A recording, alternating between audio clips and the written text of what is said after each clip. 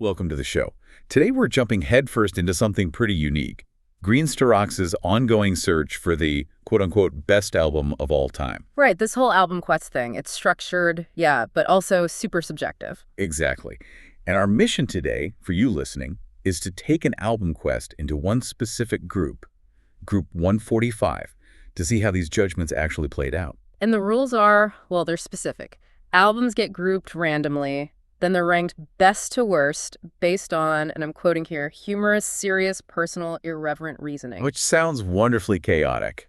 Only the top two move on, the bottom two are out. Yep, survival of the fittest, Green Starox style. So Group 145, this lineup is something else. You've got Iron Maiden's debut, Iron Maiden, Early Maiden. then Maroon 5's It Won't Be Soon Before Long. Total shift there. Pop Funk Central. Then Marilyn Manson's Antichrist Superstar. Okay, another hard left turn, Industrial Darkness. And finally, Eminem's Recovery. The comeback album. So yeah, talk about a mixed bag. The source actually calls it a wonderful mix of styles. Wonderful. Or just completely bonkers. Let's find out.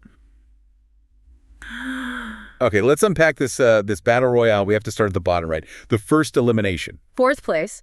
That went to Marilyn Manson, Antichrist Superstar. And the reaction wasn't subtle. No.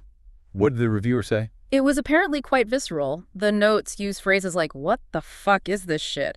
So, yeah, pretty immediate. Wow, okay. No pulling punches there. What about the sound itself? Described as having mud-fueled production, which is quite evocative, I think, and paired with angry, shouty vocals. So not exactly easy listening. Not at all. The review even conjures up images of, like, dungeon S&M sessions or an oral bondage session. It paints a picture, definitely. I mean, is that fair analysis, though, or just, getting shocked by something abrasive? Is it about the music or just the feeling? Well, that's sort of the point of this whole quest, isn't it? The personal, sometimes irreverent reasoning is key. But to be fair, even the reviewer admitted it wasn't all noise. Are we good bits? Apparently, yeah. After the initial shock wore off, the middle section of the album got some praise. Tracks like Kinderfield, the title track Antichrist Superstar in 1996, they were noted as having some structural strength, good bass lines. Right, so some craft underneath the chaos. But still, fourth place, elimination, why ultimately? It just came down to, well, the overall listening experience. The reviewer found it, quote, a bit too shouty. That was the final word. Too abrasive, too difficult to push forward in the quest. High concept maybe, but low tolerance from this particular reviewer. Okay. A bit too shouty. And that critique sets up maybe the wildest contrast in the whole group. Oh, absolutely. If Manson was the oral bondage session, the review pivots straight to Maroon 5, calling It Won't Be Soon Before Long, this is another direct quote, a veritable summer stroll across a field of daisies in comparison. Yeah, that juxtaposition really sums up the random, chaotic nature of these groupings. And it perfectly leads us into the next elimination. Third place. And this one might ruffle some feathers.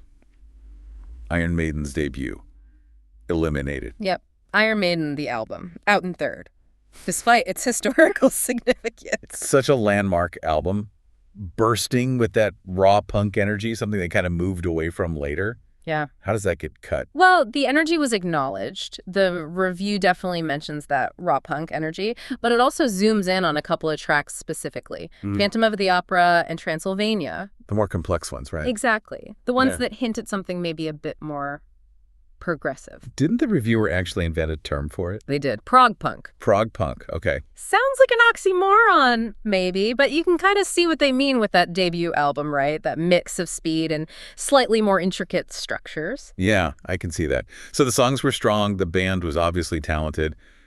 What was the actual reason for elimination? This is where the subjective part really kicks in, I guess. Oh, massively. It wasn't really about the music on the record being bad. It was about who wasn't on the record yet, meaning Bruce Dickinson.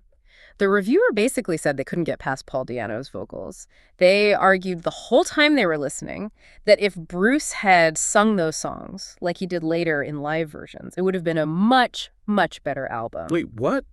That feels fundamentally off. You judge the album that exists, the one released in 1980, surely, not some hypothetical future version. Well, welcome to the album quest. Penalizing it because the lineup got better later. That's bold. It's definitely a controversial take, but that's the kind of personal, almost revisionist history this process allows. That comparison, fair or not, is what knocked Maiden out. Wow. Okay. So that Highly subjective call. Eliminates Maiden and leaves the top 2 spots open. Exactly. Which were decided on merit and, interestingly, consistency. Right, let's move to the qualifiers then. Yeah. Second place went to Eminem's Recovery. Context here is important, right? This followed Relapse, which had a pretty mixed reaction. It did, yeah. And the reviewer picked up on that. They felt Eminem sounded like he had a point to prove, like he was, consciously trying to reset things. Get back to basics, maybe. Sort of. Trying to keep it purer hip-hop, maybe less reliant on the accents and characters from Relapse, more focused, more direct. Reflecting where he was personally, too. And wasn't there something about him actually criticizing his own previous albums on Recovery? Yeah, that's a key point the reviewer noted. Eminem apparently slags off, that's the term used, either Relapse or maybe Encore within the lyrics of Recovery. Which shows real intent, like a public course correction. Definitely. And that focus, that drive, was appreciated, but there was a downside noted, too. Oh, what was the trade-off? While it had strong tracks so bad, On Fire were mentioned, the reviewer felt that in aiming for that purity and seriousness, it maybe lost something. It became more one-dimensional than the albums before it. Lacked the wildness. Yeah. The memorable weirdness of tracks like Rain Man or 3 a.m. from earlier stuff. Precisely. Good, focused comeback. Absolutely. But maybe sacrificed a bit of that unique Eminem personality in the process. So, solid, but maybe a bit safe compared to his peak craziness. What pushed it into second place ahead of Maiden and Manson then? One word, probably. Rihanna. That collaboration, Love the Way You Lie, was huge. Its quality and impact gave the album enough weight to secure that second qualifying spot. A solid second, even with those minor reservations. Makes sense. Which leaves us with the winner of Group 145, qualifying in first place, Maroon 5. It won't be soon before long. Yep.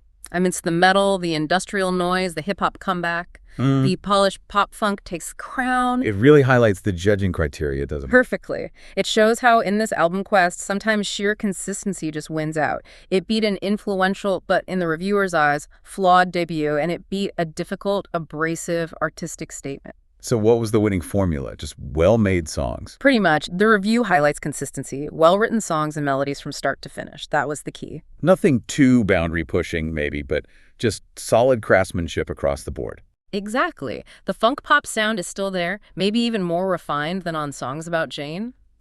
The reviewer mentions specific tracks like Kiwi, Wake Up Call, Good Night, as just quality stuff. And were the songs seen as better than their debut? The reviewer thought they were perhaps catchier, consistently catchy from start to finish. They weren't totally sure if it bettered the previous album overall, but in this specific group, against these specific competitors, that reliable quality, that lack of obvious flaws, whether vocal or production, was enough. It didn't ask the listener to forgive anything. It just delivered. Cold, hard logic of the quest, I suppose. The reliable machine beats the interesting but flawed experiments. That sums it up pretty well. So let's just quickly recap the final results for Group 145. Okay. First place, moving on, Maroon 5, It Won't Be Soon Before Long. Second place, also moving on, Eminem, Recovery. And eliminated. Third place, eliminated, Iron Maiden. Fourth place, eliminated, Marilyn Manson, Antichrist Superstar. So Maiden and Manson are, rather fittingly given the runner-up's album title, left in the recovery position. Ah, nice one. Yeah. And really what this whole exercise, this album quest into Group 145 shows us about music critique is how these random extreme contrasts force really interesting, really subjective judgments. And for you listening, understanding that method, how consistency might beat historical importance, how personal taste trumps everything. This is a shortcut to getting why these rankings happen. It's all about that specific reviewer's lens. But I still keep coming back to that Iron Maiden point. Penalizing the debut because a better singer joined later, that just feels like a really tough standard. It does. Which leaves a really interesting question for you, the listener, to think about with your own music listening. When you judge an old album, a historical record, should you only consider what was there at the time? Right. Judge it in its own context. Or is it fair game to compare it to later versions, to see it as maybe an incomplete first draft if the band improves significantly afterwards? Can you penalize an original for future brilliance? Does what came later somehow diminish the achievement of the original? That's the core question, isn't it? A perfect thought to chew on. You've got your homework. We'll see you on the next quest.